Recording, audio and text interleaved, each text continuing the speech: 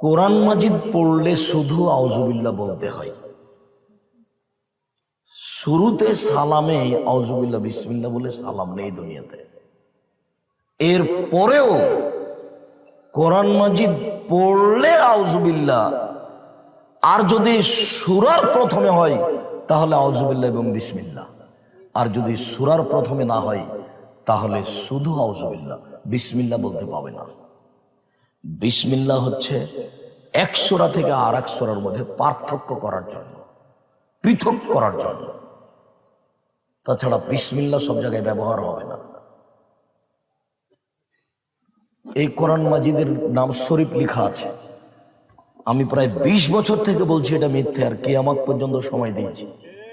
কোনোদিন যদি এর নাম শরীফ হয়ে যায় তাহলে আমি আব্দুর রাজ্জাক বিন ইউসুফ সেদিন থেকে আর বক্তব্য দেব না। প্রমাণ যেদিন হয়ে যাবে যে শরীফ